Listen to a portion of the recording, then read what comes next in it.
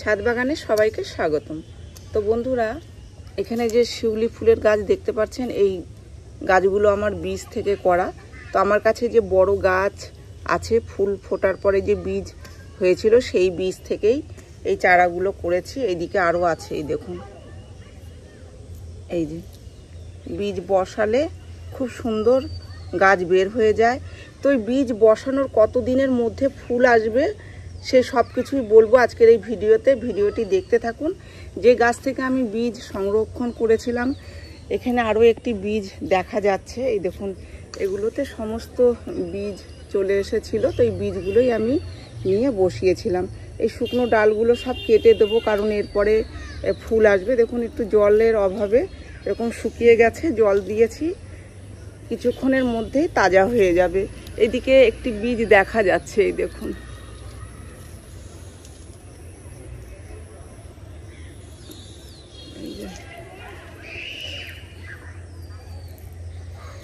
তো কি করতে হবে, এই যে বীজ আমি নিয়ে নিয়েছি, এইটা ছিল গাছের সঙ্গে। তো এই ওপরের দিকটা যেটা গাছের সঙ্গে লেগেছিল সেটাই আমি ওপরে দেবো, আর যেটা নিচের দিকে ছিল সেটাই আমি নিচে দেবো। এইভাবেই কিন্তু মাটিতে বসিয়ে দেবো। এই যে একটা প্যাকেট নিয়ে নিয়েছি, এই দেখুন, ঠিক এইভাবে বীজ আমি বসিয়ে দিচ্ছি। এই যে অল্প একটু এই যে বেরিয়ে রয়েছে, এটা মাটি দিয়ে এইভাবে উপরটা ঢেকে দিতে হবে হালকা করে। তারপরে জল দিয়ে দিতে হবে।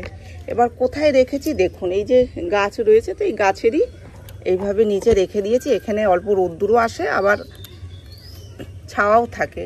তো এরকম জায়গায় রেখে দিয়েছি, খুব সহজেই বীজ বের হয়ে যাবে।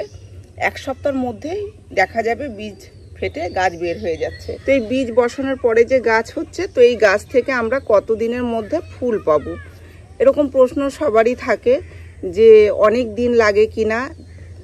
তো দেখুন, আমি যে এর আগেও এই গাছ থেকে বীজ বসিয়েছি, আর তার থেকে যে চারা হয়েছে সেটা আমি নিজে টবে বসাইনি, তবে আমি অন্য একজনকে দিয়েছিলাম।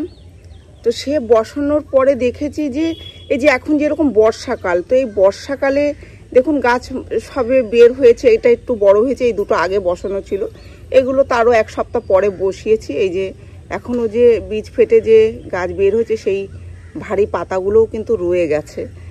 ঠিক আছে, তো এই গাছ যদি আমি এখন বসাই, এখন আমি যে ভিডিও করছি আষাঢ় মাসের প্রথম দিকে ভিডিও করছি, তো এই গাছ যদি আমি বসাই তাহলে মোটামুটি এই সামনে যে ফুল ফুটবে, মানে দুর্গাপুজোর সময় যে ফুল ফোটে, কিংবা দুর্গাপুজোর পরেও দেখা যায় ফুল ফুটতে, তো এই খুব বেশি হলে এই কয় মাস সময় লাগবে, প্রায় ধরুন এই 4 মাস মতো, 4-5 মাসের মধ্যেই কিন্তু এই গাছে ফুল দিয়ে দেবে। আমি প্রথমে জানতাম যে অন্তত এই শিউলি গাছের ফুল আসতে 2 বছর সময় লাগে, কিন্তু যেহেতু আমি গাছ দিয়েছি, দিয়ে দেখেছি যে সেই গাছে এত তাড়াতাড়ি ফুল চলে এসেছে, তবে ওই বীজ কিন্তু আমারই এই ছাদে যে গাছটি দেখালাম সেই গাছেরই বীজ থেকে দিয়েছি।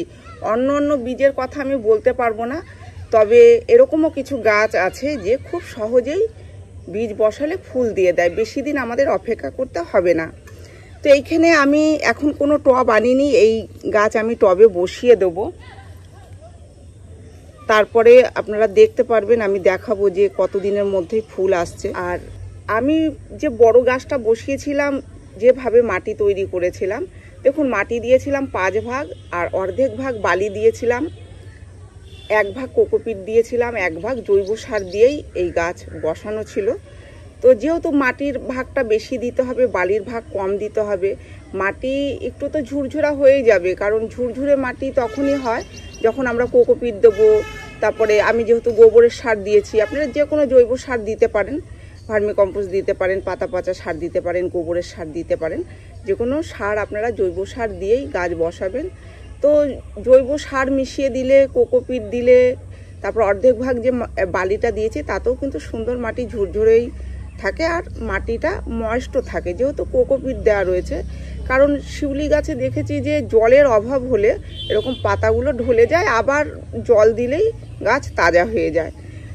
তো সেই কারণে কোকোপিটটা অবশ্যই দেবেন। আমি মাটির টবে গাছ বসিয়েছি, কারণ আমি বেশিরভাগই গাছ মাটির টবে বসাই, সেই কারণে আমার কোকোপিট দিতে হয়। প্লাস্টিকের বড় টব হলে না দিলেও হয়তো হবে, যদি কোনো প্লাস্টিকের বালতি গামলা বড় কিছুতে বসানো হয় সেই ক্ষেত্রে না দিলেও হবে। তবে যত বড় আমরা টবে দেব তখন কিন্তু গাছও বড় হবে। তো সেই কারণে আমার মনে হয় কোকোপিটটা মিশিয়ে দিলেই বেশি ভালো হয়।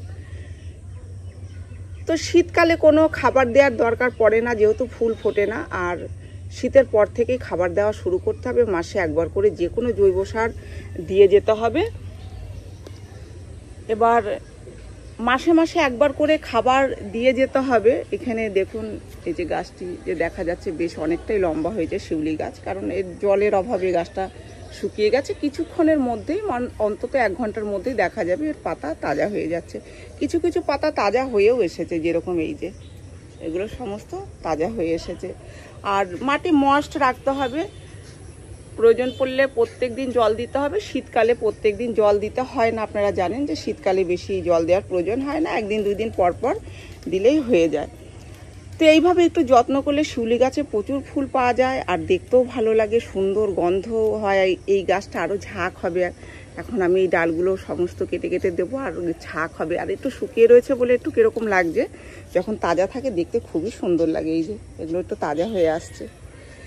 তো সামান্য যত্ন করুন, আর অন্য গাছেরও বীজ এনে বসান, দেখেন কতদিনের মধ্যে আসে। তো আমি এই যে চারা করেছি, তো এই চারা থেকেই আমি দেখাবো যে কতদিনের মধ্যে ফুল ফুটছে, যে এইবারই আমি ফুল পাবো কিনা সেটাও দেখাবো। এই 4টে গাছ বসাবো না, আমি একটিই বসাবো। এই বড় যে গাছটি একটু দেখা যাচ্ছে, এই যে ঝাঁক হচ্ছে, এই গাছটি আমি বসিয়ে দেবো, কিংবা এটাও আমি বসাতে পারি। যে কোনো একটি গাছ বসিয়ে দেবো, দেখবো যে আমি মানে আমার কাছে এই বছরেই ফুল ফুটছে কিনা।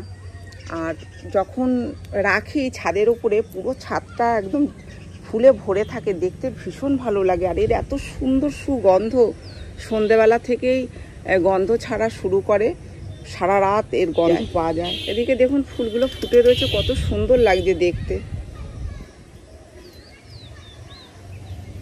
দারুণ সুন্দর। এগুলো আরও বড় হবে ফুলগুলোর আমি নাম জানি না। এই গাছ আমাকে একজনা দিয়েছে, এই যে হলুদ কালারের, অনেক দিন ফুটে থাকে, প্রায় 2-3 দিন মতো ফুটে থাকে। এই যে এখন এটা পুরনো হয়ে যাচ্ছে, তারপরে ধীরে ধীরে পাপড়িগুলো ঝরে পড়ে যাবে। খুব ভালো লাগে এই ফুলগুলো আমার দেখতে। পাতি গাঁদা বলেও অনেকে বলে, এখন এর সঠিক নাম কিন্তু আমি জানি না।